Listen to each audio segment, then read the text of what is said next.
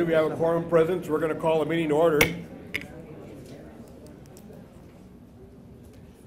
We're going to start off today with our Advanced Transportation District Board meeting. We're going to do that first. But before we commence the items on that agenda, let's take a moment and reflect about the work that we've done and the work we're going to be doing later on tonight.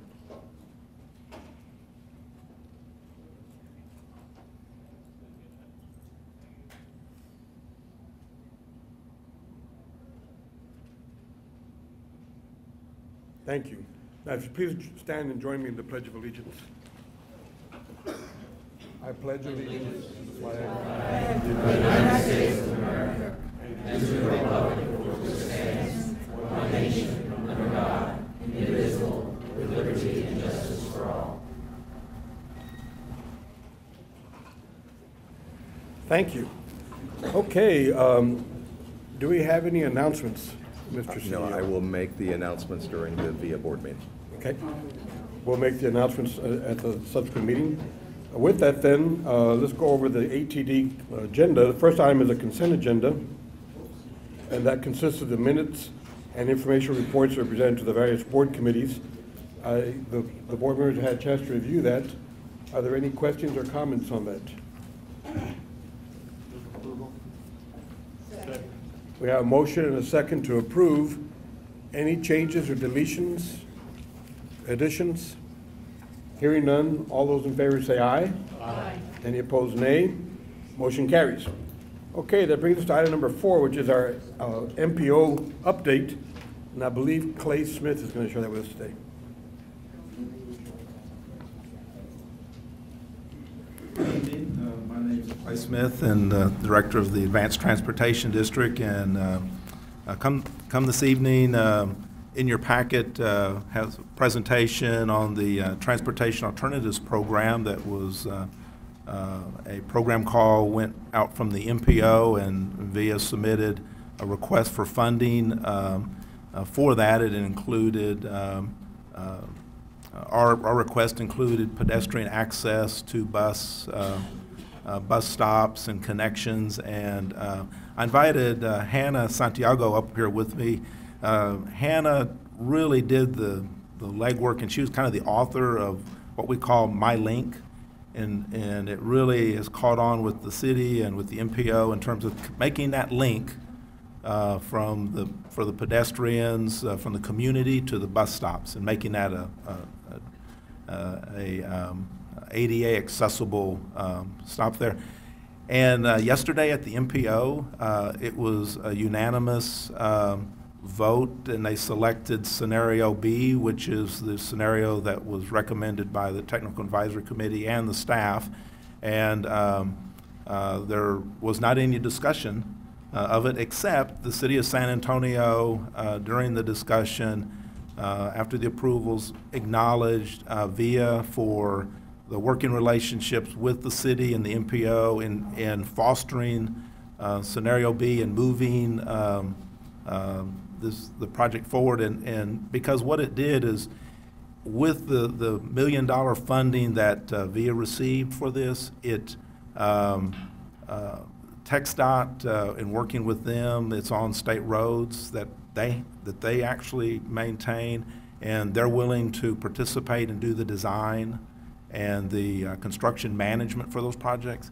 At the same time, the City of San Antonio, and this was their acknowledgement, we work with them because they're also then in some of the other TAP funds that were received, they're going to be building connections and to other bus stops within their program itself. And so it was a good acknowledgement in front of the MPO Policy Board to VIA, and though they didn't say Hannah was kind of our lead person there. So anyway, that was the presentation and the discussion I had, and be willing to answer any questions that you might have on this. It was very good because it's $1 million that we didn't have a year ago, that now we have to build more bus stops, and we anticipate it'll probably be close to 30 bus stops with pedestrian links.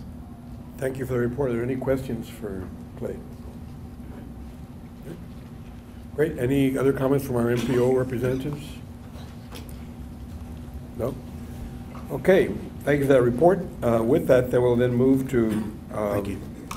the legal briefing, and we have a legal briefing in ATD? No legal briefing. Having said that, then we'll adjourn the meeting of the ATD board and convene the meeting of the Via Transit Authority Board, Metropolitan Transit Authority Board. And with that, I'll turn to Jeff for any announcements. Sure. First, I would like to acknowledge staff that were involved in responding to the Wedgwood apartment fires. On the morning of December 28th, a major fire broke out at the Wedgwood Apartments, the senior citizen community-based located on Blanco Road near Loop 410. San Antonio Fire Department phoned the on-duty bus dispatcher requesting buses to stand by in the area. Supervisors and dispatchers from Bus Transportation Department worked together to get 7 buses to location within minutes. The on-scene supervisors met with emergency coordinators, and a plan was set up to use buses as a temporary shelter so that residents who'd been evacuated from the burning building had a place to sit out of the weather. I think many were awakened that morning, not dressed for the weather. Later, 120 residents were transported on the same buses to a nearby emergency shelter and then again to nearby hotels. I did not see Mayor Howell. Mayor Howell's not here. He had intended to try and make the meeting tonight. On December 13th, the City of Castle Hills City Council with the mayor issued 2 proclamations recognizing Via, among other entities, for the initial response and then the ongoing response to that fire. So tonight I would like to recognize many of the VIA people that were involved in that response. It was very important to the community, to the people who were out in the cold that morning, and we got them safely to shelter. So this evening, and if you would come forward as I call your name, because I'd like to do a group picture from in front, and I'll ask the chairman to join us for that picture. Bus dispatcher Jonathan O'Farrow, come on forward, Jonathan. Bus supervisor Michelle Garza, bus supervisor Edward Garcia, and bus supervisor George King.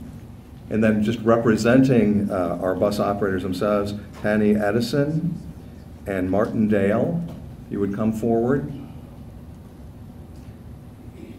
And then I would also like to specifically call out Michael Ledesma, who coordinated the bus response, and David Frost, who assisted in identifying Via-Trans passengers so their needs could be determined and met.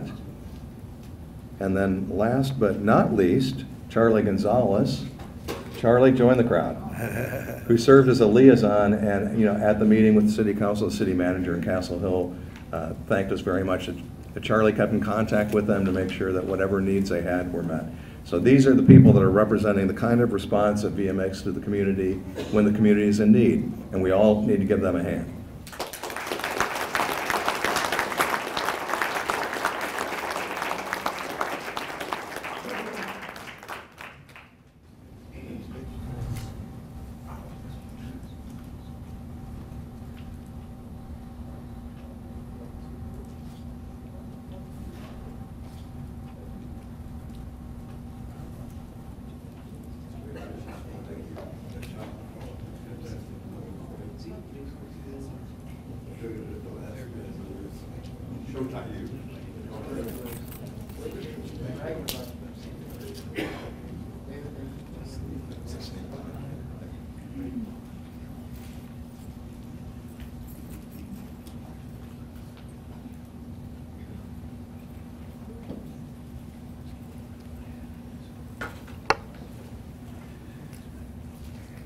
And then I'd like to report on MLK Day that Via once again entered a special bus.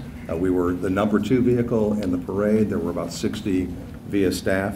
I also was educated. I walked up to Gary and I said, Gary, what year was that bus manufactured? And he said, look at the bus number. It's 1966. We did that so people wouldn't have to ask. He was confounded in that. So in any case, we were very well represented. Our Vice President of HR, Marcus Peoples, was at the park, manned a booth. We also carried nearly 5,000 people that day from 2 stops. We modified some local service and increased the frequency, obviously, and carried about 5,000 people from stops at St. Philip's College and at Freeman Coliseum. So a very great day and a good contribution from the VIA folks. Then when you arrived, you probably saw pictures both from that march and also from last Saturday. We did a showcase of District 8, Councilman Nirenberg. We hosted a transit educational showcase. Trustees Harrison and Gambitta participated along with about 17 community members. In addition to visiting the South Texas Medical Center Transit Center, we were joined by Dr. Henrik at UTHSCSA and Dr. Romo at UTSA, each of whom provided quick tours of their campus. And the tour was, as the last one, extremely favorably received. And I know that, is Stephanie here? Stephanie Suarez. Stephanie, stand up, please.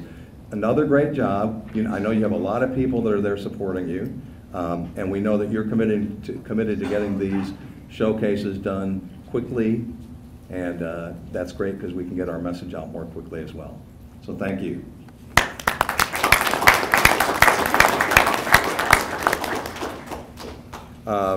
I would like to have the honors class in government from Northwest Vista stand and be recognized. They're here, part of their schooling is watching this stuff go down. So welcome tonight to VIA. Thank you. And then finally, a reminder that Friday morning we'll have a groundbreaking and press event within Castle Hill to highlight new amenities that are being implemented as a result of a route that was moved to Northwest Military Highway and with the January service changes. The event is planned at 9 a.m. at 1810 West Military Highway, so you're welcome to attend. And those are my announcements. Thank you. Now, Jeff, is there going to be a quiz at the end of the meeting? That is up to the professor. 1967. Yeah, what is the bus number, right? Don't worry about it. We're all still learning, so no big deal. Okay, thank you for that report. And that concludes your President and CEO report, I assume. And with that, we'll move to our agenda items. And our first item is our citizens to be heard. And we're going to start with that. Mr. Chairman, we have 8 citizens to be heard tonight. And the first person on the list is Mayor Suzanne De Leon of Balcones Heights. The next person on the list is Damon Mason.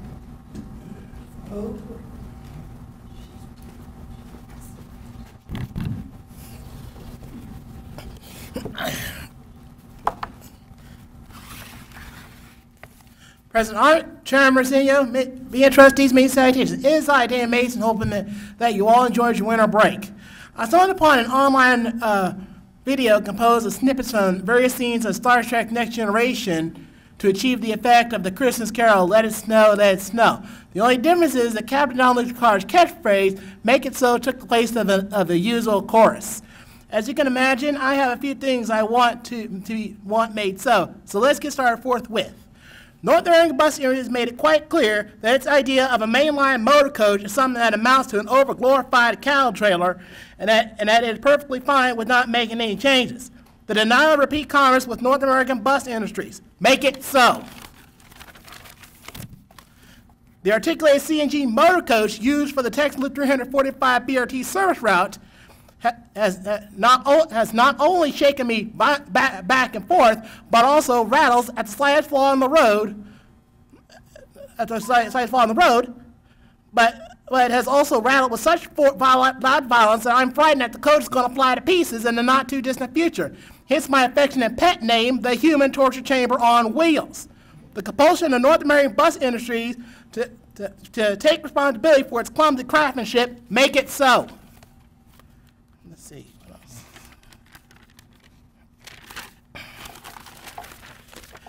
I am nervous at via ignoring the prospect of the United States dollar losing its status as the world reserve currency, which would mean that nobody would be able to hold the dollar in esteem as a medium of exchange for goods and services.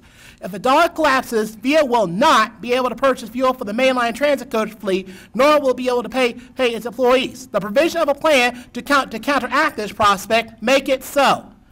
I am concerned that the aggressive behavior of the transit police is being driven by a military prologue, a frontline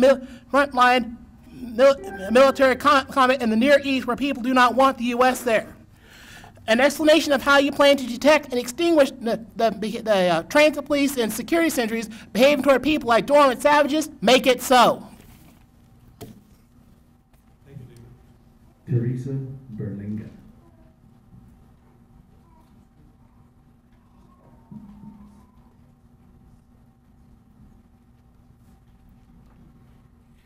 Good evening, ladies and gentlemen. And I have just I have been riding with VIA for about a year and a half, and I wanted to come to tell you that what you presently have in place is absolutely fantastic.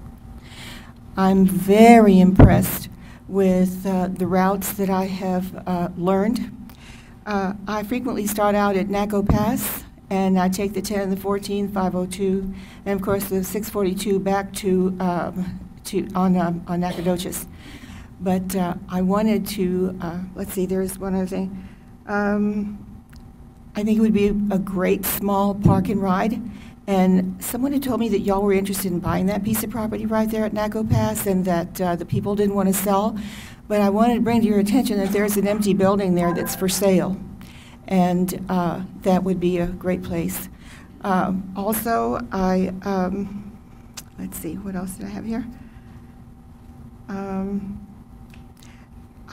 hoping that you can also take us out of the rain when that thunderstorm that we had the last, it was really bad, and maybe put some lights up, because it's not really 100% safe there. I understand from riding with someone on the 551 that she and a gentleman were there at Naco Pass one night and there was a shooting. And he ran across to the Chinese restaurant, and I kind of suspect that maybe he ran that way to protect her, because she went and hid behind a bush, and they never reported it. So maybe some security. And I also want to tell you that the 10 and the 14, I hope you do not break those routes up. Someone commented that you wanted to do a park and ride further out, but Naco Pass is you couldn't get any better than that. You have access to Thousand Oaks all the way to 281 and to 35. You break that up, and there's no other place further up. Judson Road doesn't go. It goes to 1604. I know that area like the back of my hand. I've been out there since 1971, and I remember Henry C. Sneddles bringing the first buses out there when he was mayor, I think, or city councilman, sometime in the 80s. So I just wanted to praise VIA. I think that that 10 and 14, they're amazing. And the 5 that goes all the way to St. Hedwig. And the 10 and the 14 to Rosedale Park from there.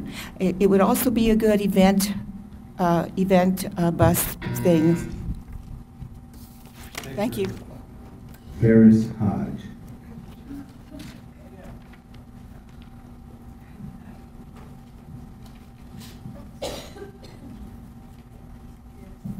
Y'all loosened up a little bit. Look like y'all was scared or something.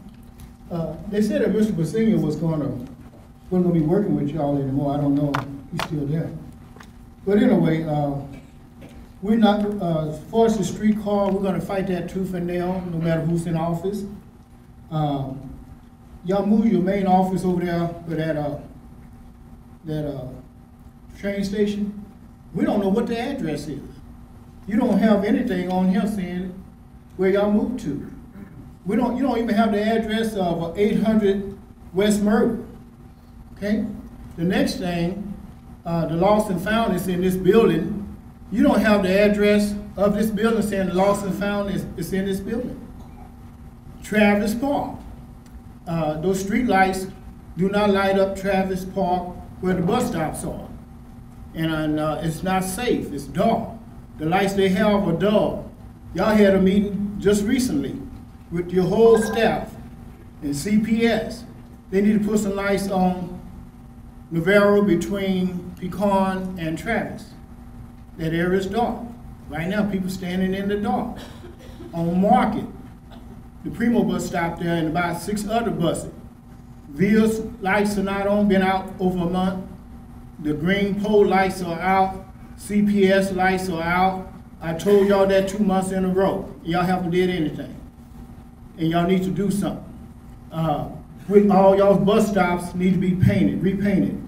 Y'all put about 3,000 or 4,000 bus stops out a couple years ago, and they don't have no white paint on it. You have people standing or sitting in the dark. They get passed up. Somebody said the young man that got killed just recently, that y'all need to put some sensors on the bus. You can't put no sensors on no bus. We all have change. And you know, how you gonna pay somebody to check everybody? So much for that. That's not really what I'm gonna talk about right now. It's so easy when you take the bus. Via, I would like for y'all to pay me to advertise for Via. MLK, there's no restroom. There was only 2 restrooms. There was no water fountain. The K5, there was no restroom. There was no water fountain. Y'all left us hanging in the air. The green pole, CPS, well, we talked about that. July the 4th last year. And y'all still harassing us at these parking rides. I sit down here, come a security staring at me like I'm a criminal. I just looked at it, what's going on? He said, it's racial profile. I said, that's what I thought.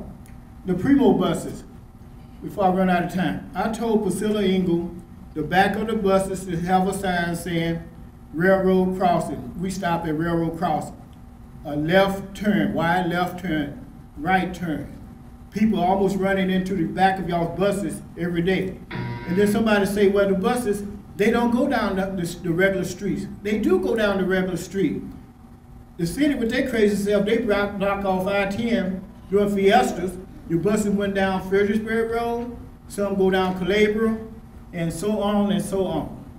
So anyway, and then just one more thing, Mr. Briseño, you have did a good job, and I don't know why you're getting kicked out, but you have did a good job. But y'all need to put me on y'all's TV show to sing. I know he's standing up there. Y'all need to put me on y'all's TV show to sing You Are My Sunshine, but I'm not going to sing it because he probably grabbed this out of my hand. We're on TV. You are my sunshine. Oh, I know y'all like that song. Mayor Suzanne De Leon, Balcones Heights.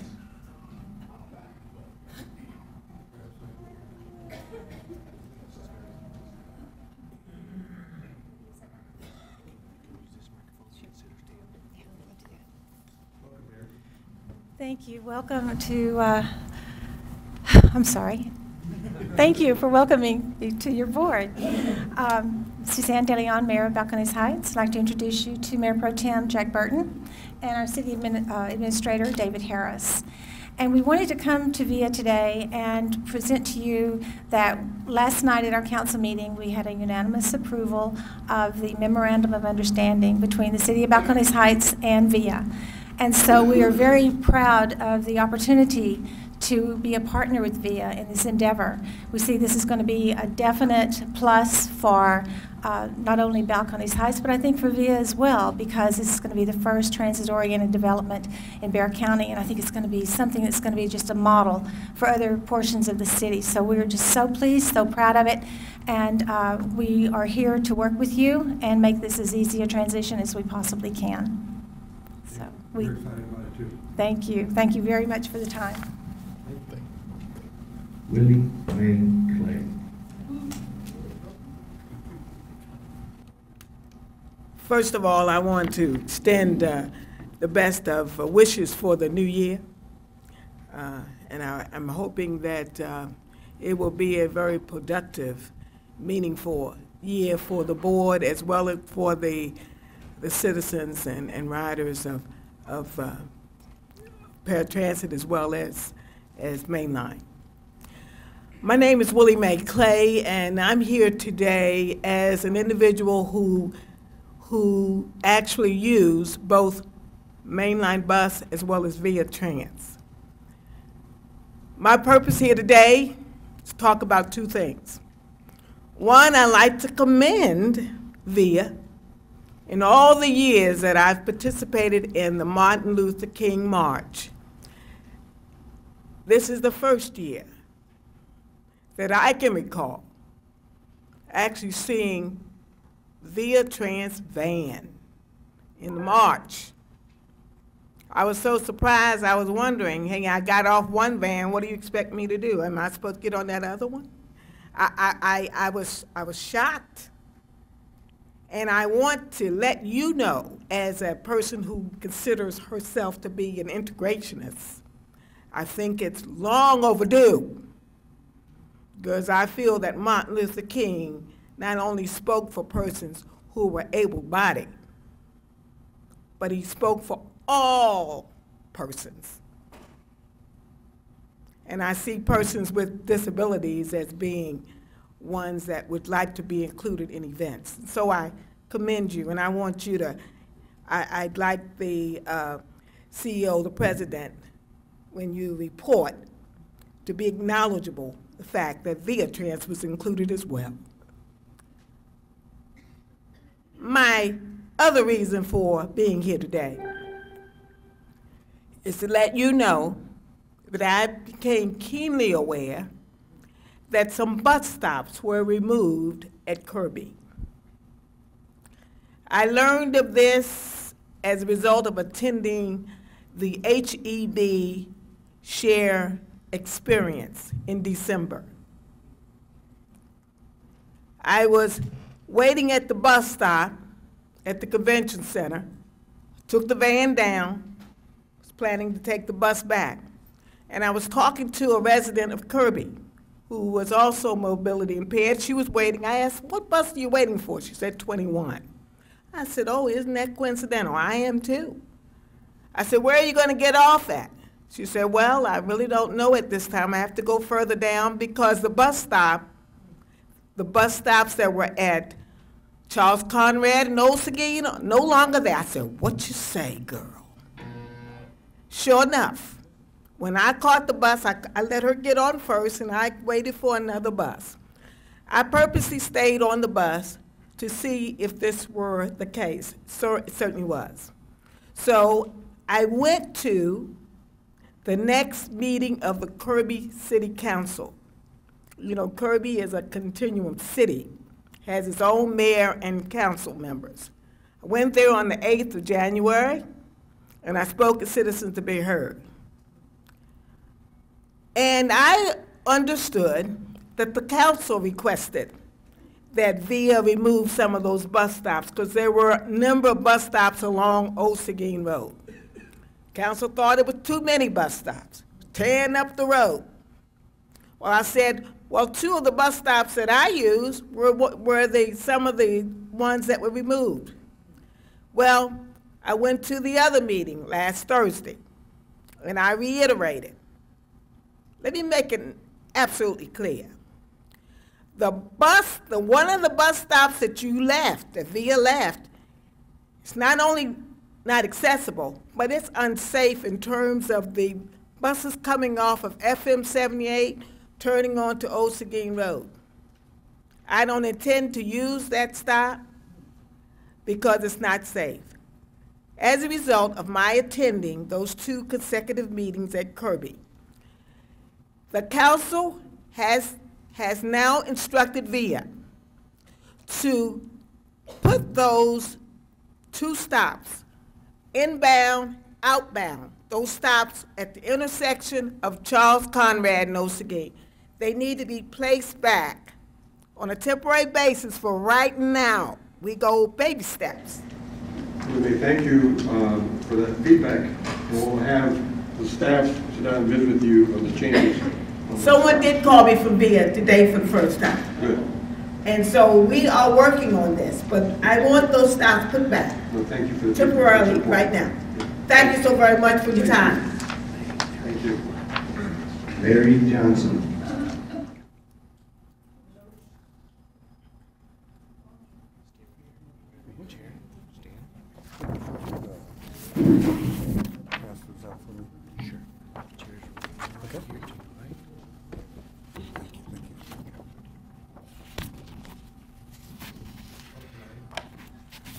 Good evening.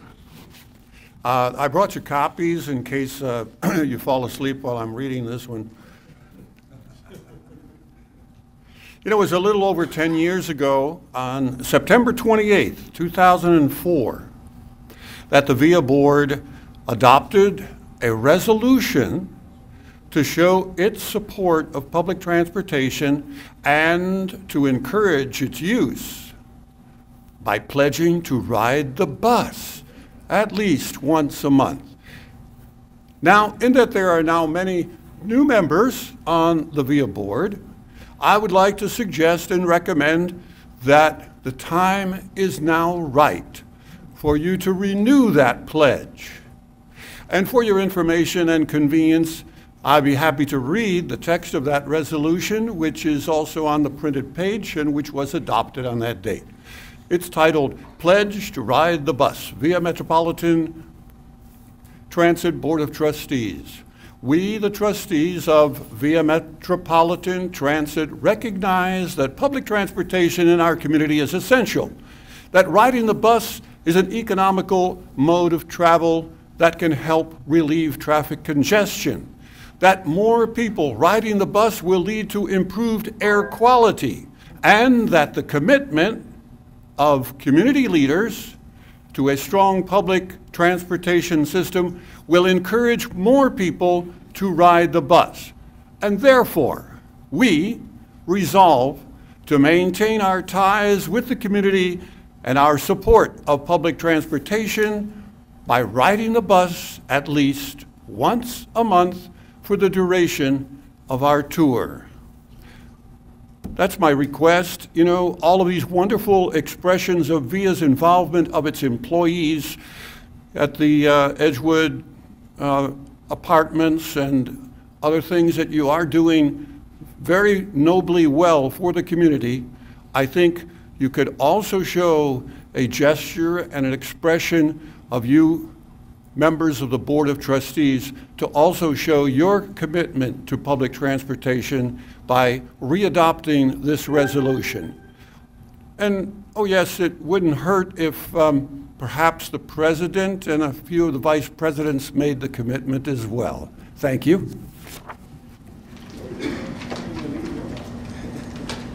I believe Mr. Arndt has already made that commitment for his executive.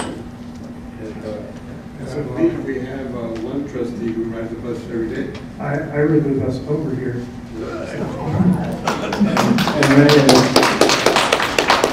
I'm Jeff, there's two riders at least once a month, and I rode the bus every day for a decade before. It's also, Mr. Johnson, I take the 94 from UTSA Park and Ride to my employer, Greyhound Lines, which I'm very familiar with, you, sir. So I take that downtown. It's very convenient for me. Thank you.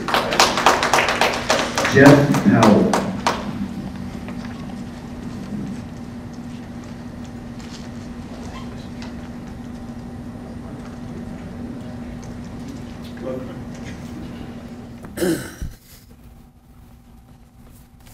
Well, good evening to you all, and thank you for giving me this opportunity to be heard.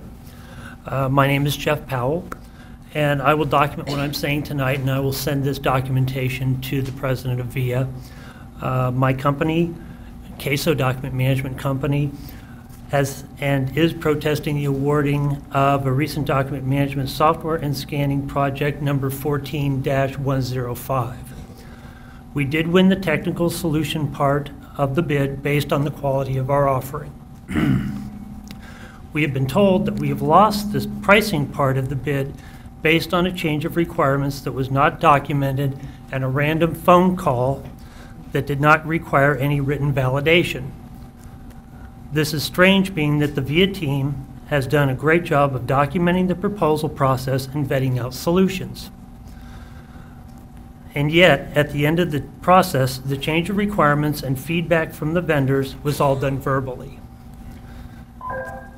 Please note that that CASO did not know that the requirements changed until after the project was awarded. And if the written submitted proposals were used, then CASO would have won on pricing as well as on the technical merits of our proposal. Also, if CASO had won all of the scanning and technical work, this work would have been done by employees of our offices here in San Antonio, and the money would have stayed here in the local community. This is in comparison to the announced winner that will be doing the work in Dallas, Georgia, and potentially overseas. Do we not want to keep this work in San Antonio? We are requesting that the VIA organization reverse this award and give it to the company that won the written proposal, will do the work in San Antonio, and is a San Antonio-based small business. Thank you for your time. Mr. Chairman, there are no more citizens to be heard. That's it? Okay, thank you. Just for the benefit of our attendees and our students, the staff does respond to these inquiries that are made, and we do follow up on these issues that are raised before us. And appreciate the opportunity to listen to our feedback from the general public. So with that, that concludes our citizens to be heard portion. We then move to item number 5, which is a consent agenda. I believe you've all had a chance to peruse the agenda. Included in that is capital program updates, a financial report, government relations initiatives, several items. And at this time, the chair will entertain a motion to approve. We have a motion and a second to approve the consent agenda. Are there any questions or comments, complaints, deletions, additions? Hearing none, all those in favor say aye. Aye. Any opposed, nay. Motion carries. Okay, that brings us to item number 6, which is the renaming of our Westside Multimodal Transit Center. And with that, that's going to be presented by Dr. Gambitta, who is chairing our special committee. Thank you, Mr. Chair. The appointed committee, ad hoc committee, was composed of trustees Cedillo, Thompson, Garcia, and Gambitta, has met, deliberated much over a long period of time. That was subsequent to Creative Civilizations taking the lead in doing both quantitative and qualitative research. The committee met with elected officials, conducted appropriate research, and met and makes the following recommendations to the chair and the board of trustees. Our committee had consensus on the following recommendations and made them earlier to the IGR PA committee.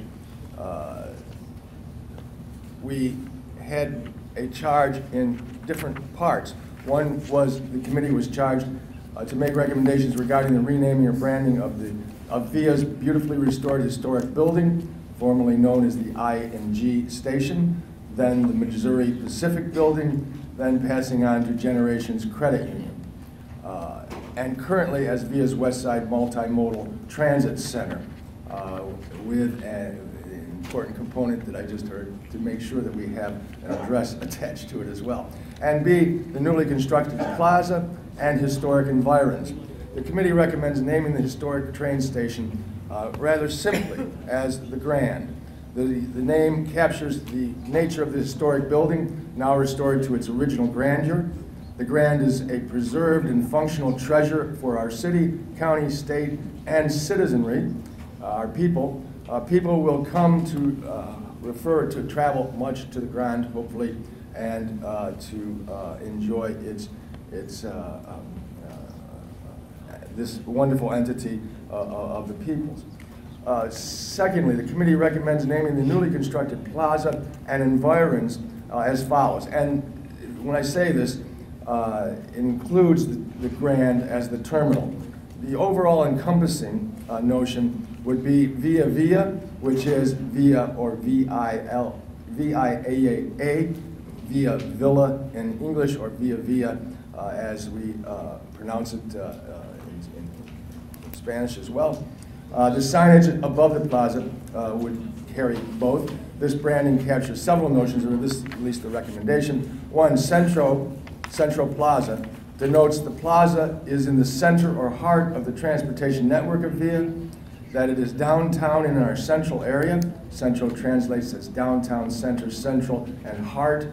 The VIA denotes that this space is a village within a community, the center of a community's activities, serving many different functions for the area, including food, coffee, walking, people watching, absorbing culture, commercial activities, studying, visiting with friends, purchasing retail goods, browsing public markets, enjoying special entertainment, or securing transportation and information. As the project for public spaces states, great cities are defined by their destinations, which anchor economic activity and help define the unique qualities of their communities by supporting multiple uses, including lively squares, active markets, waterfronts, streets, markets, cultural districts, and new developments. In this tradition lies the development and naming of Central Plaza and Via Via.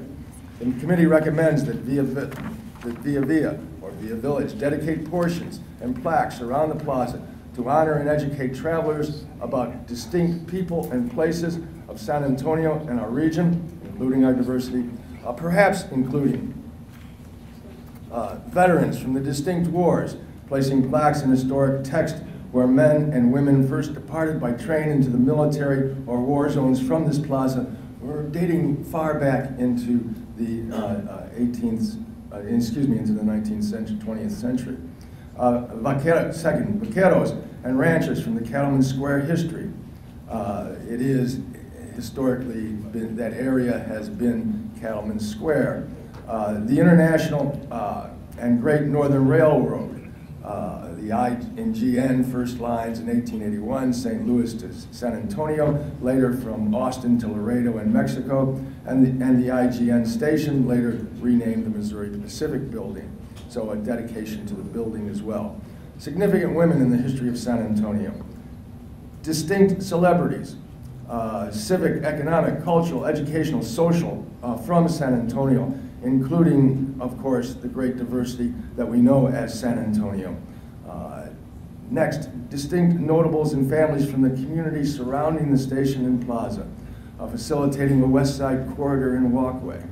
Next, places highlighted at the plaza might include places of historical note, like the Missions, San Pedro Creek, Hemisphere Park, Mercado, Riverwalk, universities and colleges, and so on, and various destinations within each of the diverse sectors of our city. Obviously, full transportation information would be provided at the plaza in addition. As part of the branding exercise, we emphasize strongly our encouragement of retail development in the plaza and the Grand, and of transit-oriented mixed-use development in the neighborhoods of and adjacent to Via Via. The committee recommends that Via consider the pluses and minuses, also of changing perhaps the street name and ensuring the Grand's address as well. We thank you for consideration of our recommendation for these names and branding concepts. We believe that the names and branding will draw people to our venue, enhance our ridership, and highlight wonderful and lasting assets of our people and community. Let me just mention and thank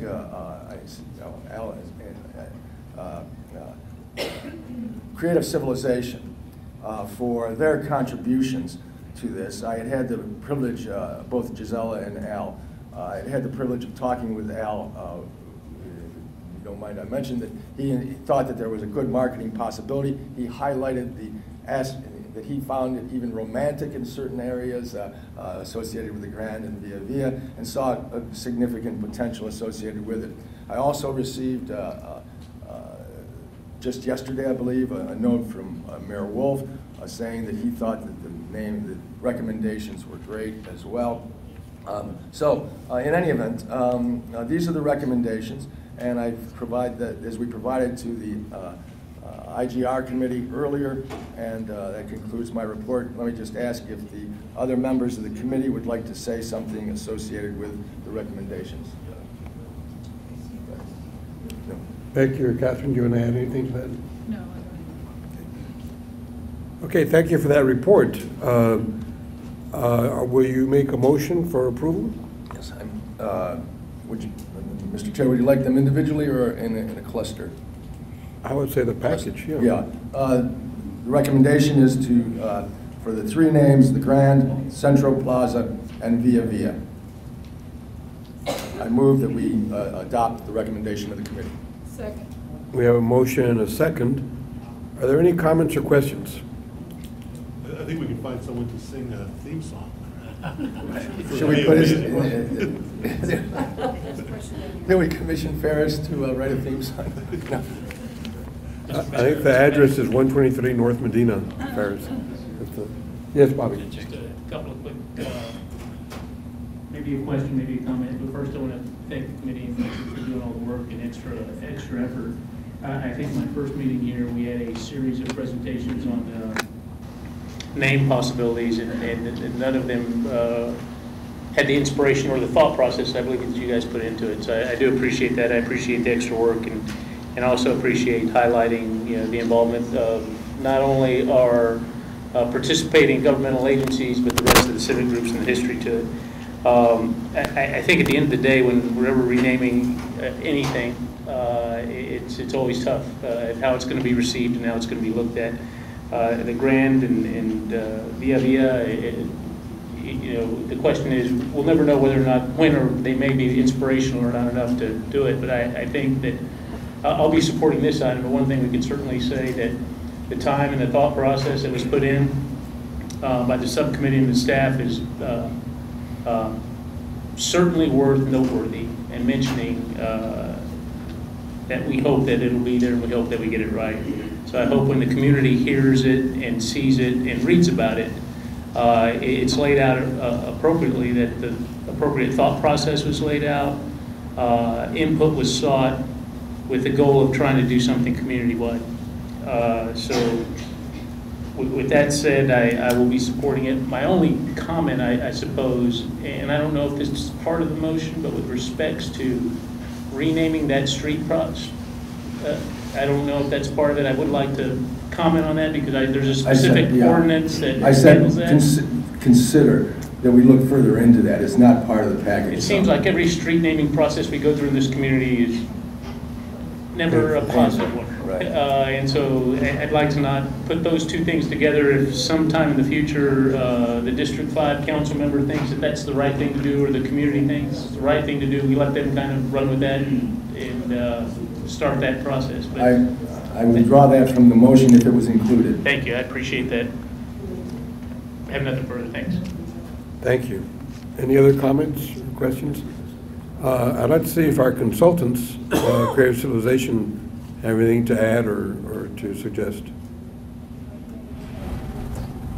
Al? Just if I could say one more thing in response to Trustee Perez is that there's an odd similarity to the qualitative and quantitative research that Creative Civilizations had done. It's because they had included in different ways as the most recommended. The terminology which was put in here slightly different than what was tested, but it reconfirms what they found as the top two naming entities, I think. Thank you, Mr. Chairman and Mr. Gambitta. Just to add to that, I believe that the research that was conducted, both qualitative and quantitative, I think affirms that our community, and we tested this amongst diverse audiences from all sectors in our community, the attraction to the names Grand, the names Centro, Plaza, I think is very positive. Certainly, I think the main attraction, the idea of Centro being the center of San Antonio, redefining the geography of what this iconic place is going to mean to everyone in San Antonio, I think is at the highest level. Furthermore, the idea of bringing attention and recognition to those contributors in our community, the plaques that you spoke of, the individuals who left to war and their families saw them for the very last time at that depot, that's a very meaningful, emotional connection that families in this room have with that place. So I think that to me, will certainly be embraced by everyone. So thank you very much for the participation and the collaboration and the support. Thank you, Al. Any other comments or questions? Let me just say that I think the committee has done a fantastic job. Some tough issues. I know early on we had a long discussion, a number of alternatives to go over, and you all really narrowed it down and really worked hard in coming up with I think a great recommendation. And I want to thank the committee for their work. I would urge the board in the future, when we finish our Central Plaza construction and have a dedication, that we have a renaming celebration in a way that would be grand as well, and people pay some attention to and celebrate the renaming. So with that, we have a motion and a second. If there are no further questions or comments, all those in favor say aye. Aye. Any opposed, nay. Motion carries. Thank you. Okay. Wow, we have a closed session now, huh? Our next item is to go into executive session. And with that, let me just say, the time is now 5:58 o'clock p.m. and the VA Metropolitan Transit Board Trustees will officially go into a closed executive session. The items we will discuss during this executive session are as follows. Item number 7, the title of the City of San Antonio Comprehensive Plan Update, which is an executive session item pursuant to Texas Government Code Section 551.071 entitled Consultation with Attorney. And item 8 entitled Real Estate, 8A Wonderland of the Americas, and 8B Crossroads Parking, which are executive session items pursuant to the Texas Government Code Section 551.071 entitled Consultation with Attorney, and Section 551.072 entitled Real Property. And item number 9 entitled President CEO Review, which is an executive session item pursuant to the Texas Government Code Section 551.071 entitled Consultation with Attorney, and Section 551.074 entitled Personnel. And item number 10 entitled Legal Briefing, which is an executive session item pursuant to the Texas Government Code Section 551.071 entitled Consultation with Attorney. All persons who are authorized to attend the executive session, please proceed to the small conference room. 6:59 o'clock p.m. and we are officially coming out of a closed executive session regarding agenda items 7, 8A, 8B, 9, and 10. No deliberations, public policy, or vote taking occurred during the executive session. With that, we're now going to come back to reconvene our meeting, and I believe we have a couple items that are still pending. One of them is item number 7, which is our comprehensive plan update. And Jeff, were you going to give that update, or I guess Brian will?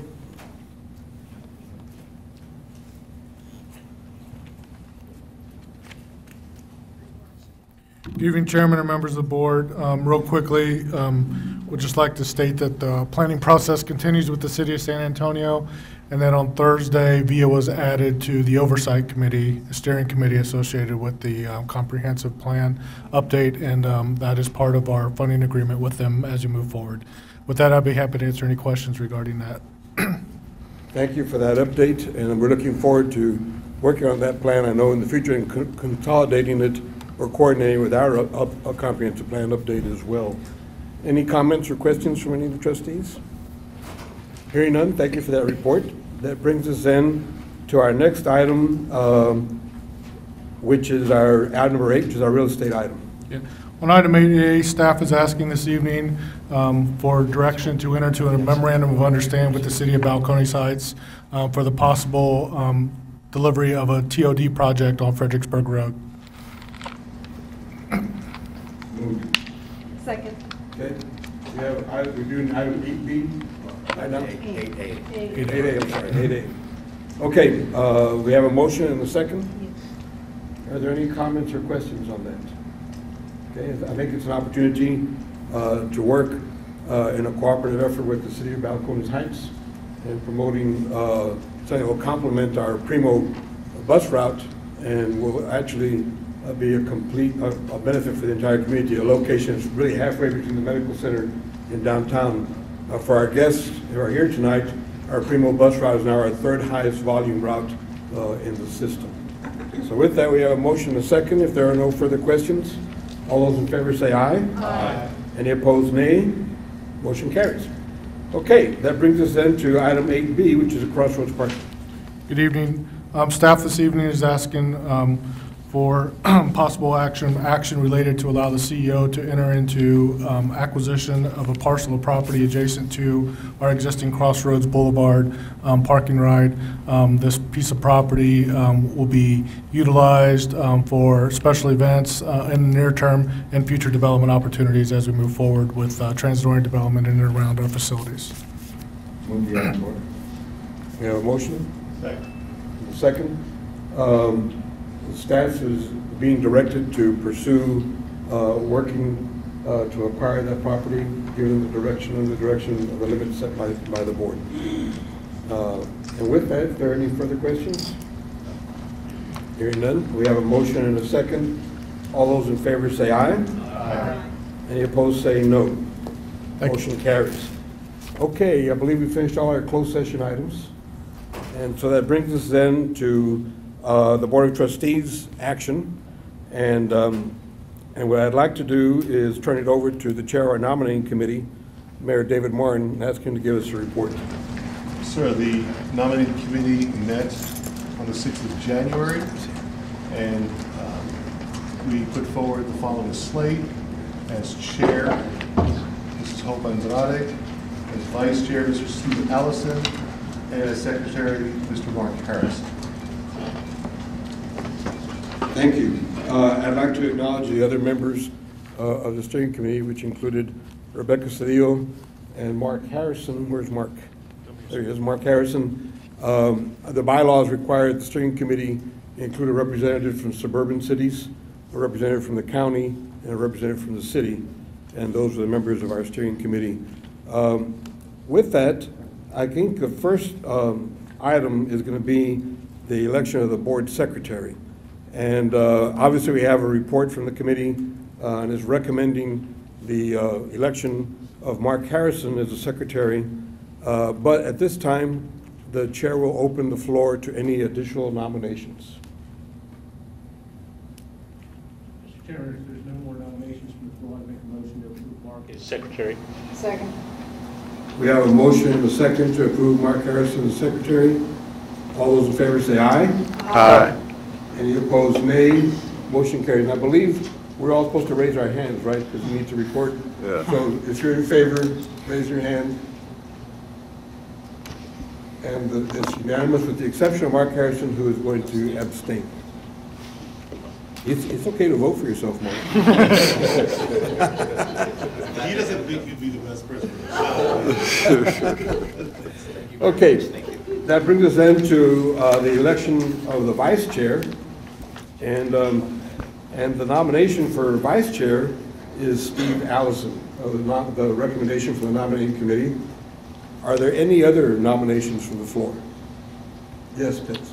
I'd like to nominate myself for it. Okay. Mr. Tex Mark would like to nominate himself. Would you make that as a motion? I am motioning yes. Okay. We have a motion. Is there a second? Worth a try. Hearing none. Hearing none, the motion fails for lack of a second. And I might add, before we vote on Steve's nomination, Tex has been a very valuable addition to our board, giving us a very unique perspective that's been very helpful. Earlier, we had Larry Johnson, who represents the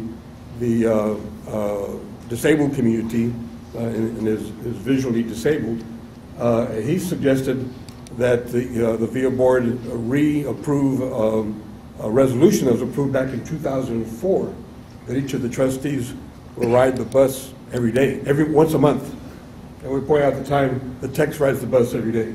And so, but he's riding it for all of us. But anyway, he does give us that additional perspective. Thank you, Tex, for that. With that, then, the nomination for the vice chair of the Board of Trustees is Mr. Steve Allison. There are here no other nominations. All those in favor, please raise your hand. Okay, any opposed, raise your hand. He went the record, Mr. Allison voted against himself. Wow. He's been drafted. Congratulations. Congratulations. Okay, next is the nomination of the chair.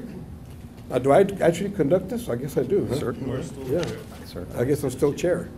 Okay, so the next order of business and the recommendation of the nominating committee is Ms. Hope Andrade.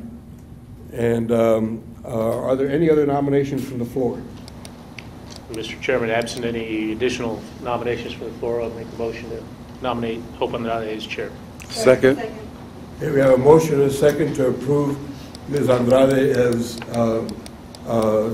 chair for the next 2-year term. And what I'd like to do is take the opportunity to ask Hope if she'd like to come and address the board. Kind of a surprise, Hope, I'm sorry. Let me just say, as Hope approaches, that I think she's a great nominee. Please come to the center. A great nominee. She's been on the VIA board before, so she actually knows how to spell VIA. And you'll be glad to know we just named our Central Plaza, the multimodal center on the west side, VIA, but it's VIA and then VILLA, VIA. And so she's been on the board before. She's been a commissioner in the Texas Department of Transportation, and that's going to be a huge benefit for us at VIA. And I think been a community leader for a long time, Hispanic Chamber chair many years ago, and so I think she'll do a fantastic job. What I really like about Hope is we grew up about 3 or 4 blocks apart over on the west side, along with Henry Cisneros too, right down the street in that neighborhood. And so she probably rode the bus too, like I did, the Prospect Hill bus, to get to school. So with that, Hope would like to address the board. You know, as I drove into the parking lot, I remembered that when I was on the board almost 20 years ago, I was part of the committee that negotiated for this property. And so it's interesting what happens in 20 years. Now we have this beautiful facility and so many things that have been happening here at VIA. I'm excited, I'm proud, and certainly honored that you've shown the confidence that I can lead this effort, but I look forward to working with each and every one of you. And I know that there's lots of work ahead of us. Mr. Chairman, thank you for the leadership that you've provided. And thank you for everything that you've done for the city of San Antonio. You know, you retired, but you really didn't. We keep calling you back. And so I'm sure that there's another stage or another chapter in your life that you'll be called to, and I'm sure that you'll step up because that's just the kind of man that you are, a great man in San Antonio. But I'm looking forward to working with you. You know, for me to share with you any vision that I may have, I think we're going to do that as we work together. I've already asked Jeff if you know, we can schedule a briefing and then hopefully a work session where we can all kind of learn to work together and also set our goals, celebrate them. I believe in setting some short-term goals and then celebrating those and then setting some long-term goals. But you know, I come back wiser. I come back now traveling throughout the world and understanding the importance of public transportation in any great city. And San Antonio deserves no less. So I'm looking forward to it. You're absolutely right, Mr. Chairman. I was a bus rider. In fact, you know, I had to take the bus to school. I took the bus to work. And even after I got married, my husband and I only had one car, and guess who got to drive it? He did. And so I drove the bus to work. And at the time, it was either I drove the bus to work or I rode my bike to work. At the time, we didn't have bike racks.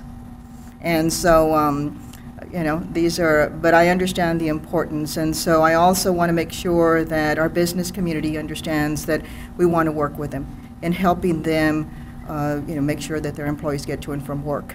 But we also have a great tourism industry here, and we want to make sure that our tourists, you know, whenever I travel, I always take public transportation. And so we want to make that affordable, you know, that we can afford that for our tourism. So again, thank you so much for the confidence that you have placed in me. I look forward to working with you. I believe that we're going to do great things together, and I also believe that we're going to have a little fun while we're doing that. So thank you all very much. Thank you. Thank you.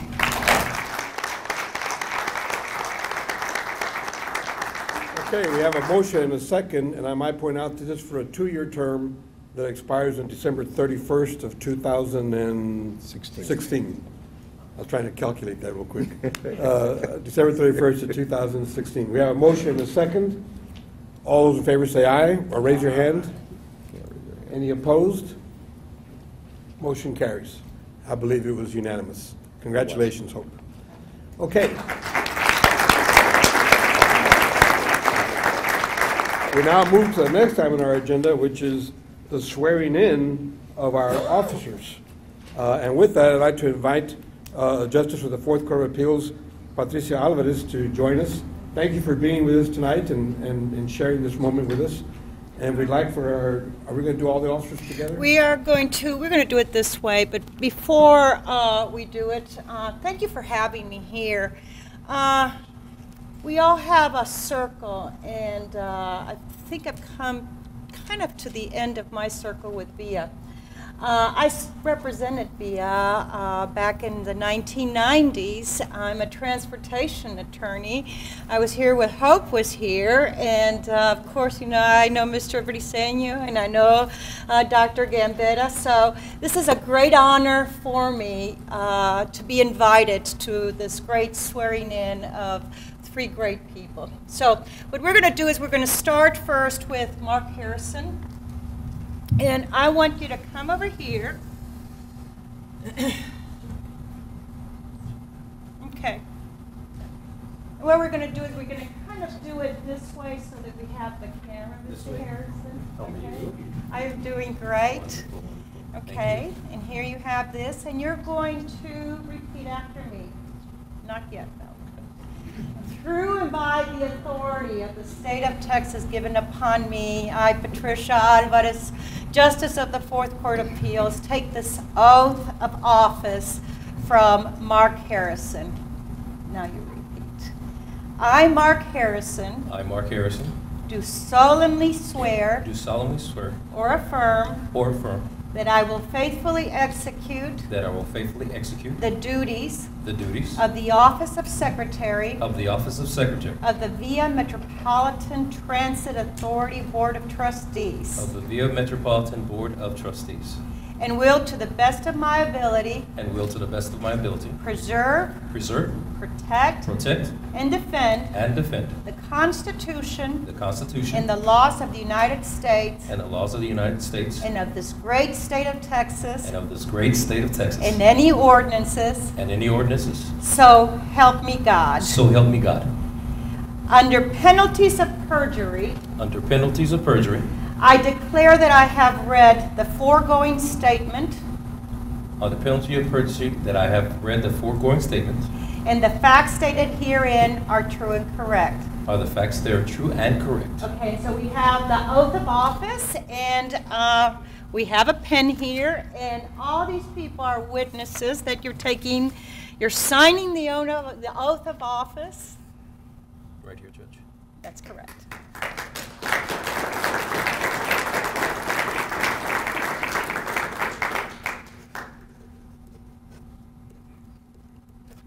Congratulations. Thank you, Judge. I appreciate it. There we go. Okay. The next person is Steve Allison.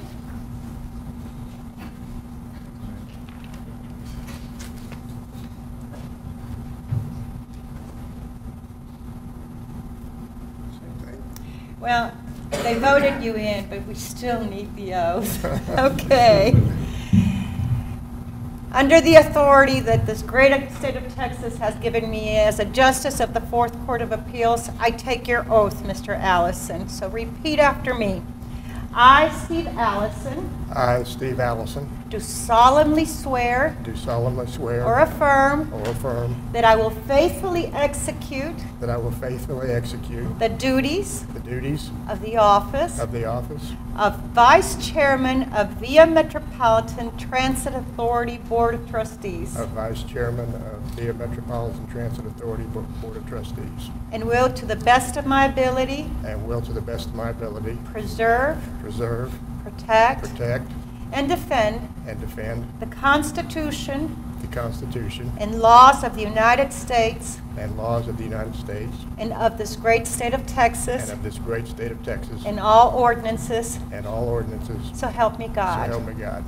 Under penalties of perjury. Under penalties of perjury. I declare that I have read. I declare that I have read. The foregoing statement. The foregoing statement. And that the facts therein. And that the facts therein. Are true and correct. True and correct. Okay, so now we sign. You got to read it, though.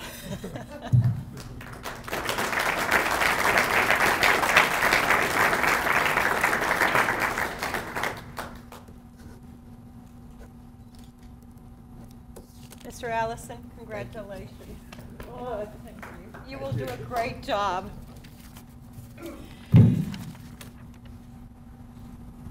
Hope Andrade, please step over here.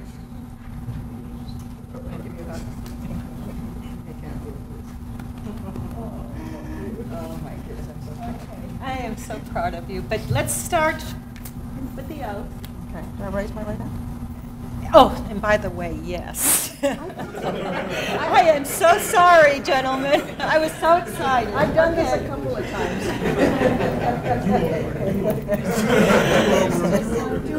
You might want to try raising your right hand also. Okay, but anyway, under the authority that this great state of Texas has given upon me as the Justice of the Fourth Court of Appeals, I take your oath, Hope Andrade, and you repeat after me.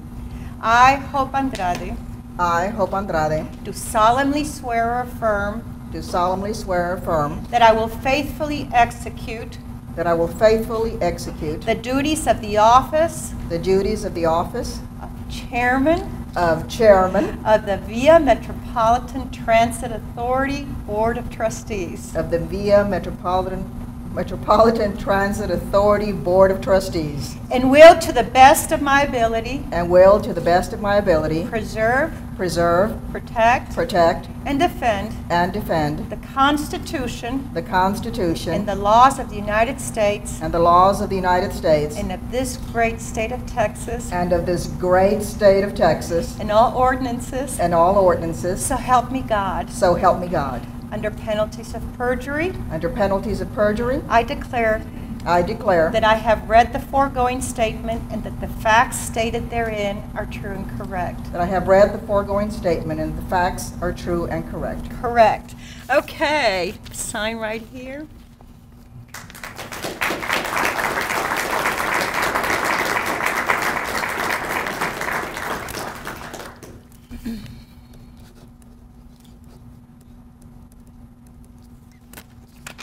And here we are. And by the way, you did raise your hands in my view. Okay. Thank you very much, everyone.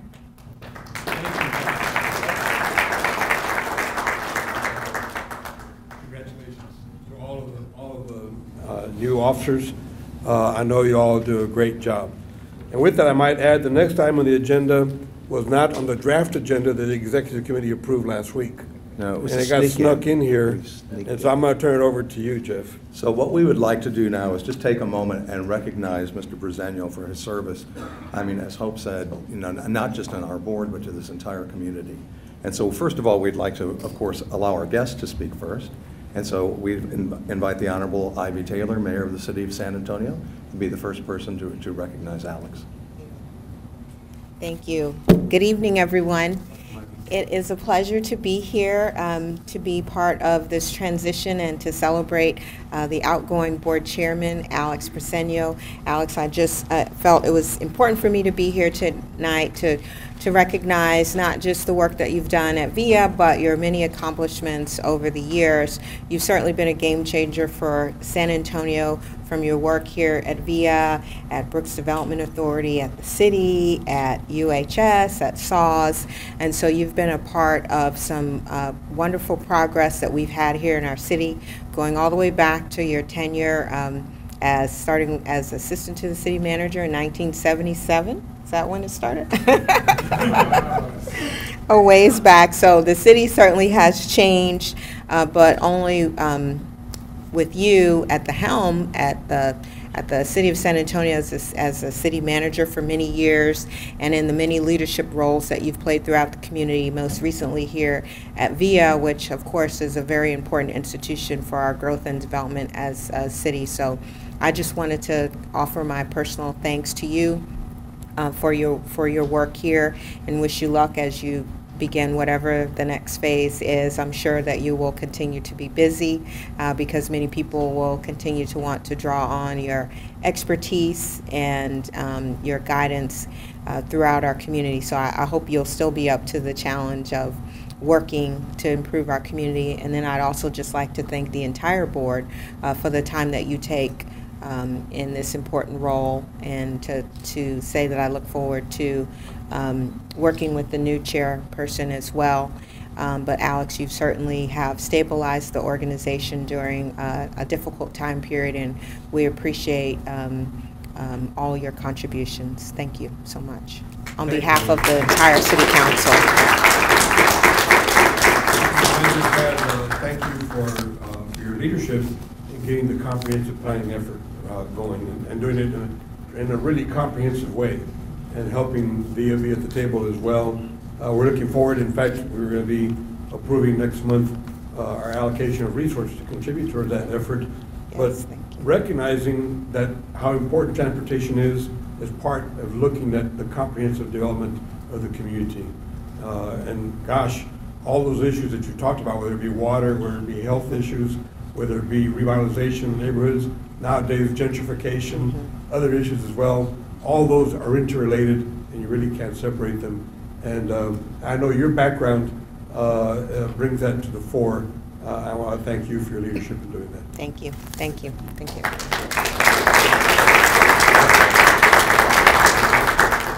I'll simply say that you'll probably regret the amount of time you spent in executive session, because while you were in there talking about me, we were out here talking about you. With someone who's known you for a very long time, with nearly, probably even more titles than you've had, but former HUD secretary and current chair of the San Antonio Chamber of Commerce, Henry Cisneros. Thank you, sir. Thank you very much, Mr. President. It is an honor to follow the mayor and be here to say a few words of thanks. And I'm here on behalf of the 2,000 members of the San Antonio Chamber of Commerce, and I'd like to ask my colleague, President of the Chamber, Richard Perez, to join me up here, if he would, please. I'd like to say thanks first to the members of this board for the important service that you provide to our community. We all know the significance of a well-functioning mass transit system for a community.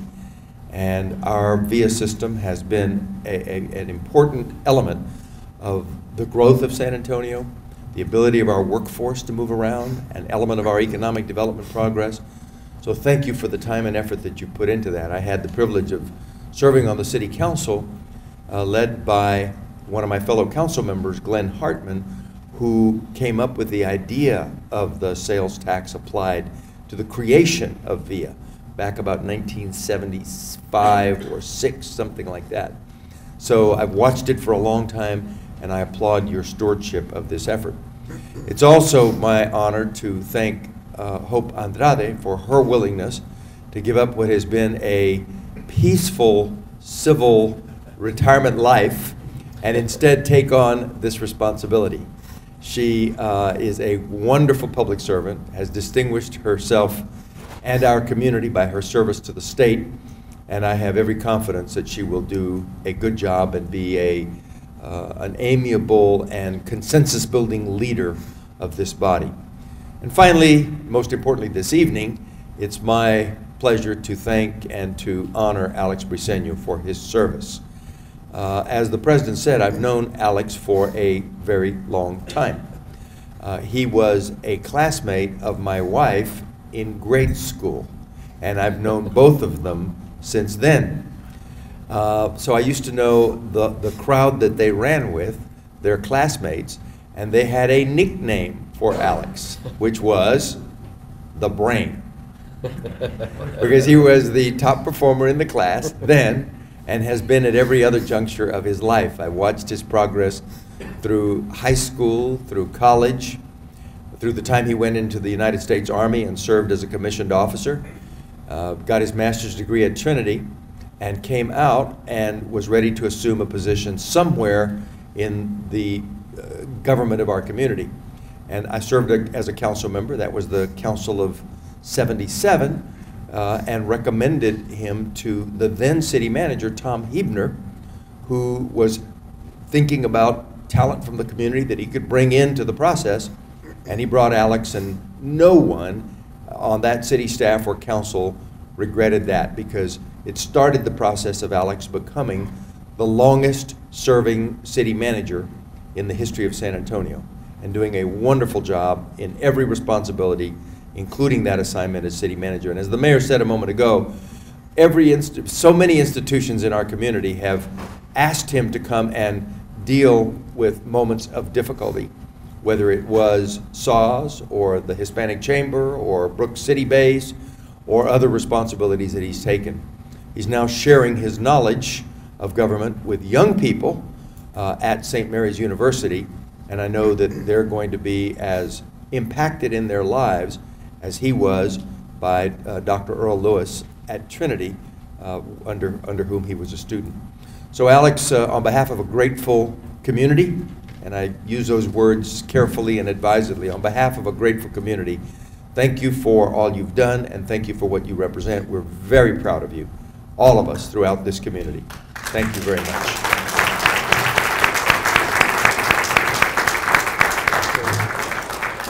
If I could just add, Alex, our appreciation. You know, it's uncommon to have a person like you that can do so many things and throw themselves into it with such passion. In the heat of the debate, months and months ago, we talked about a lot of things, and we talked about what was right. And you always kept what was right in the forefront. And so thank you on behalf of the business community. As Henry has said, you always do what's right. You focus on what's right. You do it con corazón, and you do it for all the right reasons. And as far as I'm concerned, you have been a fantastic chairman. You have set the bar for chairman, and you continue to lead with grace and with poise and with just the smarts that you've learned through your career, which helps raise the level of representation in all the things that you do. So on behalf of the chamber, I can't tell you how appreciative we are of your good work, of your hard work, and of your friendship, and we look forward to continue to see you in other areas of our community to help us continue to raise the bar in those areas as well. Thank you. Thank you so much.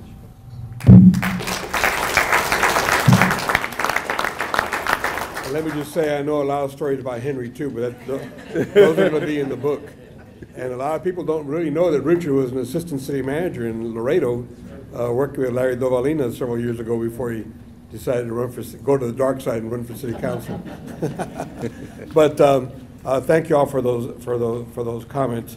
I have to say that the contributions that have been made by all these leaders who are here in our community are fantastic, and the leadership they continue to provide.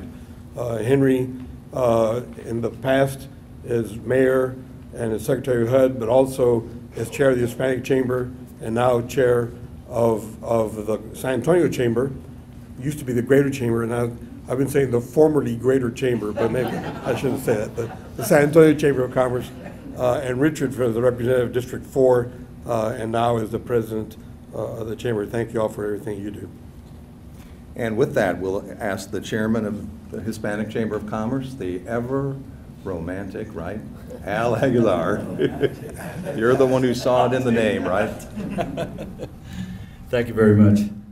Well, good afternoon. I'm Al Aguilar, 2015 chairman of the San Antonio Hispanic Chamber of Commerce. And on behalf of the Hispanic Chamber, I'm here to offer our gratitude to Alex Briseño. There's a quote attributed to General Douglas MacArthur, which says, "A true leader has the confidence to stand alone, the courage to make tough decisions, and the compassion to listen to the needs of others." He does not set out to be a leader, but becomes one by the equality of his actions and the integrity of his intent. The integrity of his intent. Thank you, Alex Briseño, for demonstrating to all of us the value and the meaning of that quote. Chairman Briseño has given us leadership with confidence, courage, compassion, equality, and integrity. We're also proud that the Hispanic Chamber Leadership Training Program is named in your honor. The Alex Briseño Leadership Development Program. We appreciate your commitment to public service and the indelible mark you will continue to make in our community. The Hispanic Chamber looks forward to our continued collaboration with VIA and enhancing public transportation as a way of life in our growing, bustling metropolis. Thank you, Alex, for your leadership. Thank you, Chairman Andrade, the Board of Directors, Board of Trustees, and leadership team. Gracias. Thank you.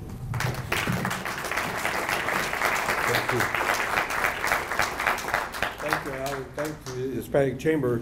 I might add, during the heat of the streetcar debate, the Hispanic Chamber did endorse the streetcar project and did support it, and we appreciate the leadership, Al, that you demonstrated in leading that effort. Did you have any more, Jeff, that you wanted to? Yes, I do. I'd like to afford board members the opportunity to speak. Mr. Allison.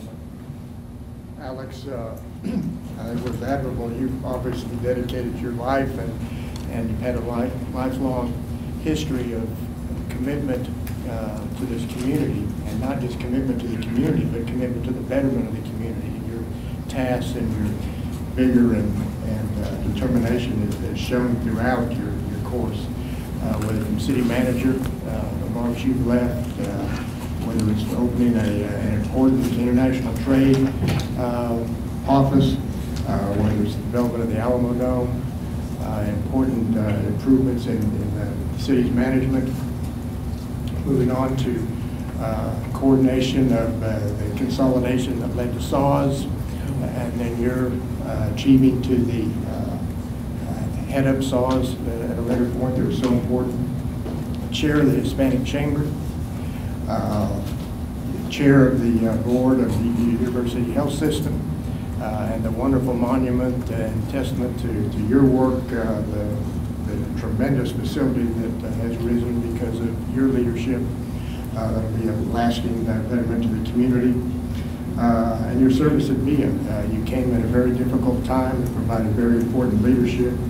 You were here when we achieved a AAA bond rating, which I think is unheard of for an entity under the constraints we operate under. Plus, to achieve it the first time out of the box, I think was exceptional. The leadership you've shown to provide for the 44 million passengers that VIA serves. Your leadership and directives towards the Southwest Corridor that I think is going to be an important leg that you have dictated and directed. It's going to be so important. The improved amenities that are so important to the passengers and the community. And I think when you serve in something in the capacity that you've served, I think one test is if when you leave, have you left it in better shape than when you arrived. And I think clearly this community is much better because you have been here and what you have done for it. And certainly this VIA board and the VIA operation is in much better shape since you've been here. I appreciate your service and Ms. Avenue. Thank you, sir.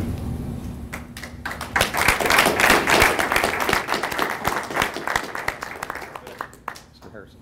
Alex, growing up on the west side, just like you did, on Poplar and 18th Street, we looked at certain role models that we would have in our community. Henry is one of them, Dr. Romo, and of course you were also. Growing up, I used to watch things on TV, and people would call me a nerd or whatever because I used to look at the city infomercial for the city's channel. But that's where things would happen. And I even remember you when you used to wear red rimmed glasses way back in the 80s. So when you came on this board, I was very taken aback that I would see you on TV, you would do things, take care of people, the citizen. The average citizen didn't know what benefits that you were giving them, but things like sidewalks and things of that nature. And to have an opportunity to work with you, that was something that was a very big thing. Now, I agree with Henry Cisneros, how he calls him the brain. Because to know Alex when he's working on a project or looking at numbers, he can do things with numbers that I'm just thrilled by. And I think that people in this community should really know that the one thing that I do know, that Alex Briseño looks at the people, the average citizen, when he makes decisions. And that's something I could say wholeheartedly from working with him. He has the citizens at his heart in everything he does. Thank you, Mark.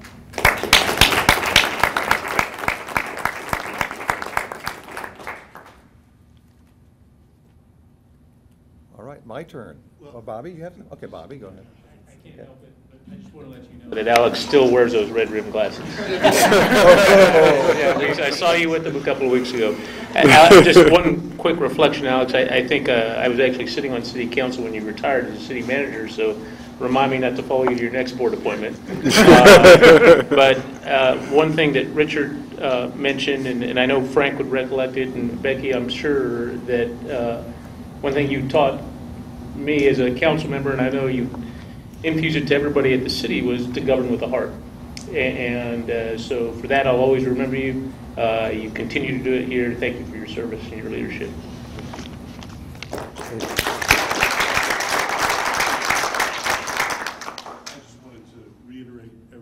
Allison said, and I will be able to say in the future that yes, I served with Mr. Alex Briseño on this board, and at times when things come before us, and I may be a little quicker to judge things or to react or maybe say things that may not be the most opportune, I will always in the future think to myself, what would Alex do?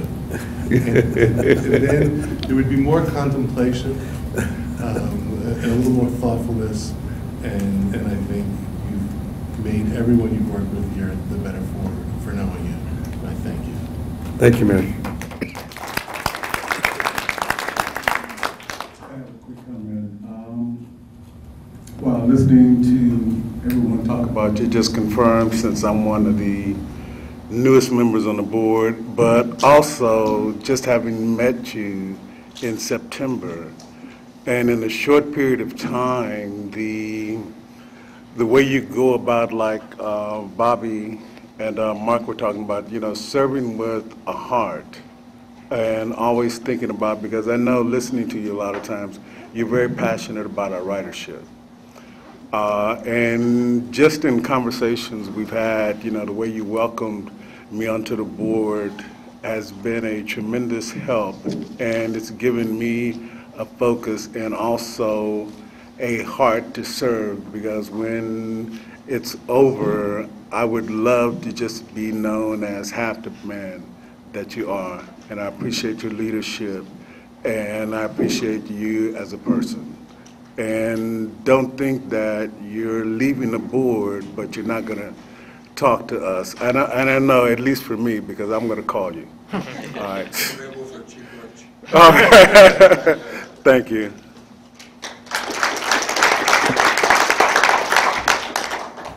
Richard. I oftentimes tend to speak too much, and with Alex that would be an easy thing to do, but I'll be very short. I got to know Mary Briseño, who I sat on the VIA board with prior to Alex being on a board, and I was so impressed by Mary and by her intellect and her insights into VIA.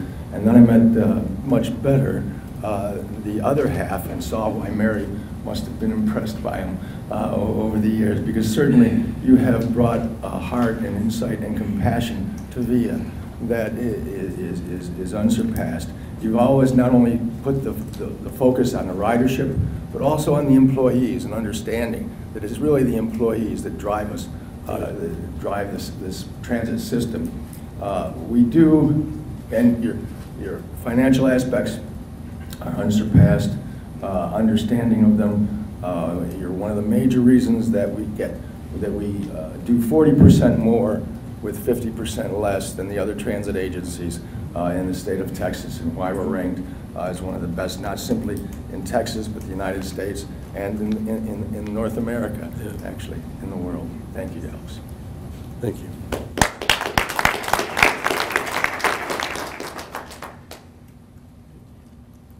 I will take privilege. Okay. He's not used to having somebody tell him when to talk, right?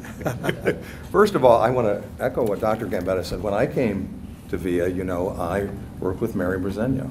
And now I have learned that it is true, behind every great woman, there is a great man. And you, yeah, right. You are a great man. You've been an inspiration to me. I've learned a great deal from you, as I think everybody who comes into contact with Alex learns a great deal from you.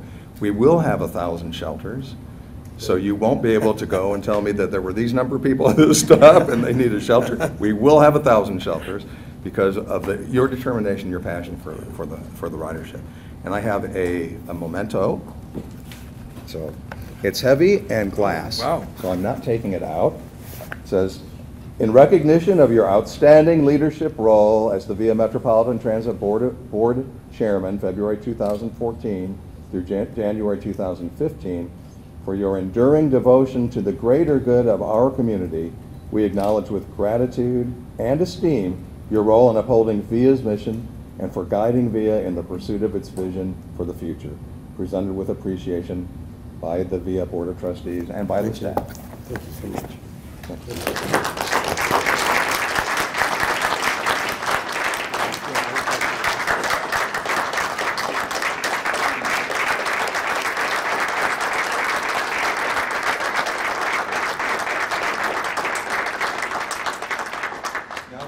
Now it's my turn, okay. Yes. Wow. I felt like I died.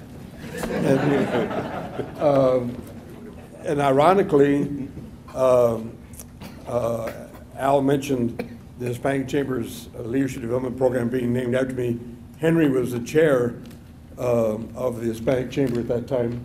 And I remember chiding them when they decided to do that. So you never can tell. I may be doing something bad in the future, and you don't want to change the name. It's too early. Henry talked about when he was on the city council, when he was as mayor, he would always go by City Hall, and he'd get there at 7:30 in the morning, and my car was already in the parking lot. And he'd leave at 8 o'clock at night, and my car was still in the parking lot. He'd drive by on Saturday, and the car was in the parking lot. And when I responded, I said, what Henry didn't know is that I never drove the car, I rode the bus. I just left the car there. It worked great.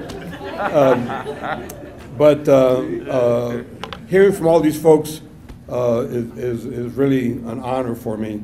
And I want to say that it's been an honor for me to serve, to fill the unfinished term of the prior chairman.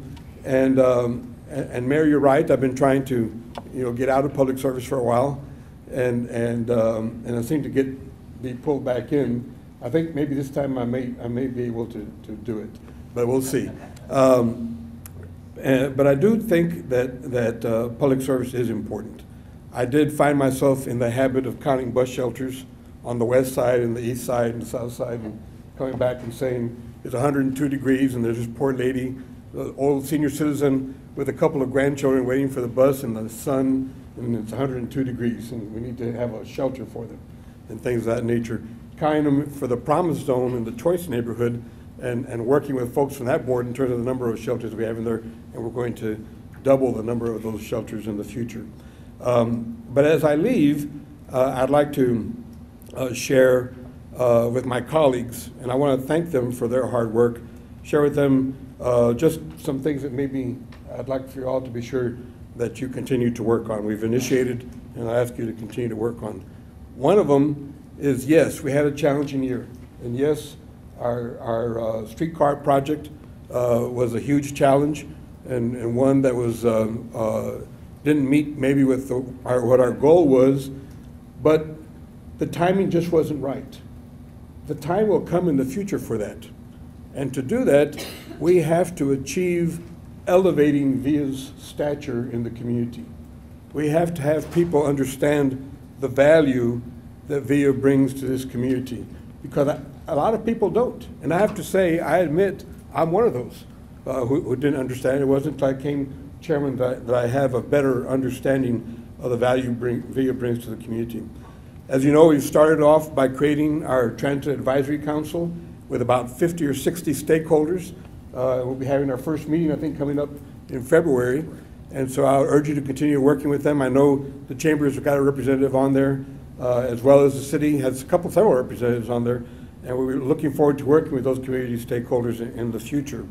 I urge you to follow up with the reallocation of those streetcar resources, projects like the Southwest Corridor Bus Rapid Transit.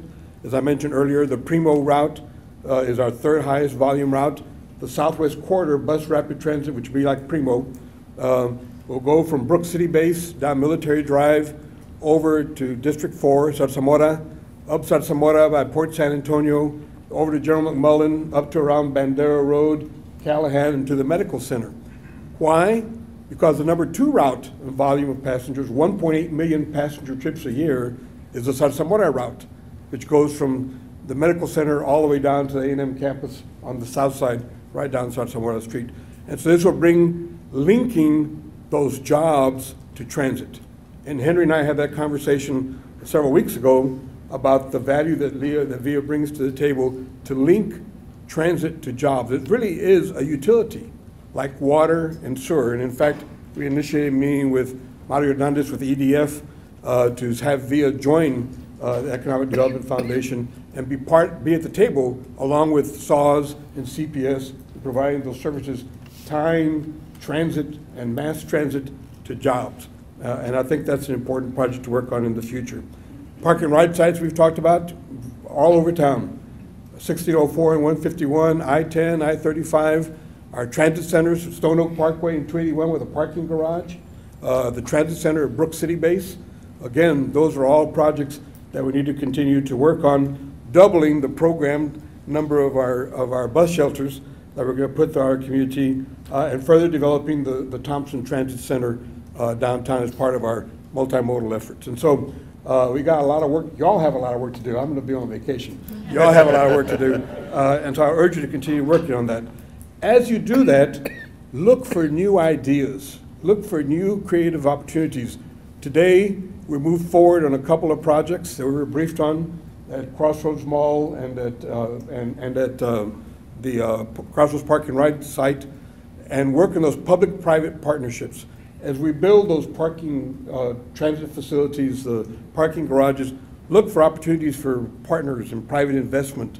And it makes sense. If you're going to have a parking garage there, have a coffee shop, have a dry cleaners, have those opportunities for folks to drop off their clothes and pick up a cup of coffee and a donut and hop on the express bus and come downtown. And so look for those kinds of opportunities and urge you to pursue those in the future. Also, I would urge you to finalize and execute our community engagement plan. Our community engagement plan is something I know has been in the works for several weeks, several months. And one of the challenges that we had was communicating to the public what VIA does. And part of that is community, and I know Jeff has already announced his reorganization on how to pursue that and move forward with that, but we need to promote our successes. The AAA bond rating is an example. Nobody knew about it.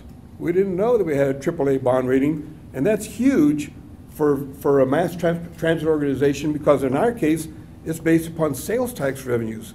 The city has a AAA bond rating from all three agencies, and that's fantastic, but that's based upon property tax revenues. Those are more stable. Sales tax revenues are more volatile.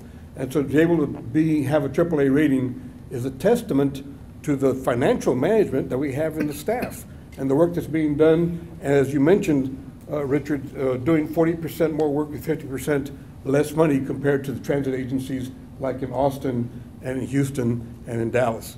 And so communicate that. Things like we finally got an article in the paper on Jesse Quintero, 4 million miles driving without an accident in 40 years. 4 million miles. The only driver operator, as we call operators, the only operator in the state of Texas to have achieved that, and one of 5 in the United States. He's right here at VIA. And announcing that, people need to know that we have that, they can count on safe trips and what's available for them. Being involved in chamber memberships, being involved in board appointments, and I know already several of your executives have been named to be as chairs or members of boards of the various chambers of commerce. And I know that Henry is pursuing hopefully Hope will agree to serve as a member of the board at the San Antonio Chamber as well. Charlie Gonzalez, who's not here, is a member of the board of the Hispanic Chamber. And so we're going to continue to expand those relationships. I mentioned the EDF membership and tying transit to jobs is also important. And part of that community engagement plan is our marketing initiatives. We recently announced a pilot program for the entertainment route. It just makes sense. We need to follow up with that pilot program on that route that connects downtown and the Tobin Center and other parts of downtown like Southtown, excuse me, in the downtown area of the Convention Center, and link that connectivity together. The second one that's being worked on is the museum and cultural route, which I think is important as well to pursue, to expand those marketing initiatives. Follow up also on updating our 2035 long-range plan and working collaboratively with the city in its comprehensive plan. We need to pursue that, because that really is the future. As we look to the future, you have to look at things comprehensively, just like we're already doing with some of these projects we're working on. It's not just transit, but it's residential and it's commercial, and how those all interrelate is important, and we need to be part of that, and I urge you to continue to work on that.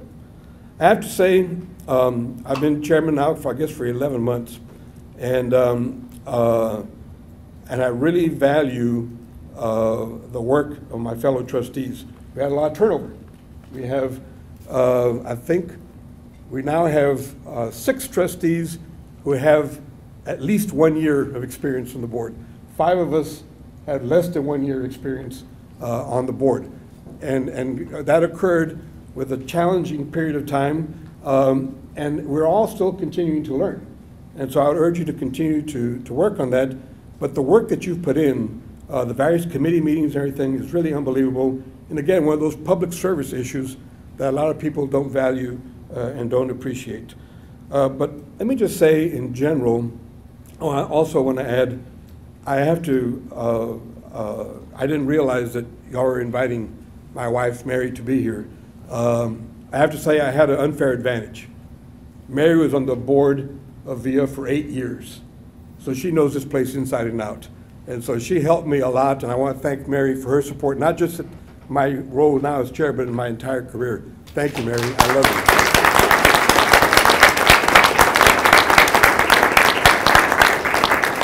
And so, but my last comment is really for the employees and for the members of the VIA team, the VIA staff. You know, and I use these examples often. When you're in public service, a lot of times the work that you do is taken for granted. You know, when I was chairman of SAWS, I used to say, when you wake up in the morning, you jump in the shower, you turn on the water comes out, it goes down the drain, and you don't say, thank you, SAWS. But if the water doesn't come out, or if the water backs up out of the drain, you say, damn you, SAWS. And so tonight we had several citizens to be heard, and they complained about various issues, where the stops are located and the timing and all that. But that was about 5 or 6 people. Every year, or for the last couple of years, 44 million times a year, a citizen of San Antonio got on a bus. 44 million passenger trips a year.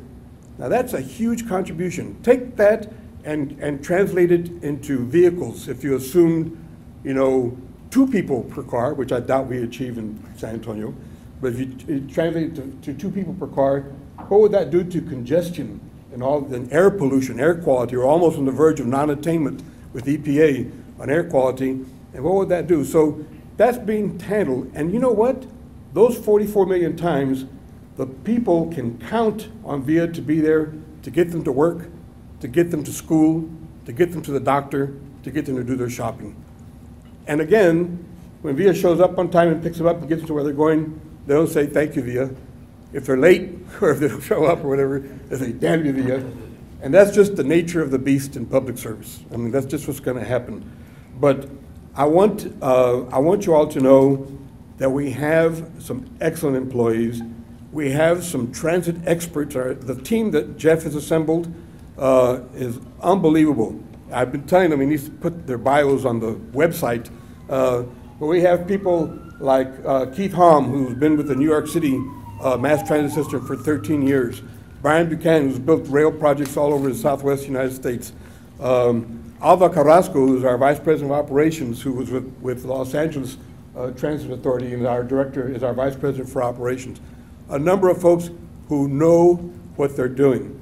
I see Steve Lange in the back over there. That AAA bond rating, that doesn't just happen. Somebody's got to work on that. And our audit team, and I was telling Larry Wallace earlier, I've never been exposed to such a comprehensive audit approach, internal audit approaches as I've seen here with VIA. We have some really good people here, and we need to appreciate them, and we need to appreciate all those operators and the mechanics and all those folks that get things done. And I would urge our employees to serve or continue to serve our community with pride. You'll notice that since I became chairman, I always wear my VIA pin. And I would challenge you, as Larry earlier challenged you all to ride the bus, and I see Mark is wearing his. I would urge you all and the VIA leadership, staff leadership, to also wear their VIA pin with pride. And with you all, with that, thank you very much for everything, and thank you for the opportunity to serve.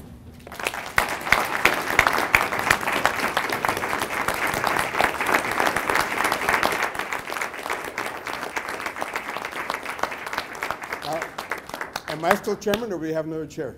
I believe you may adjourn this meeting. At this point, we're adjourned.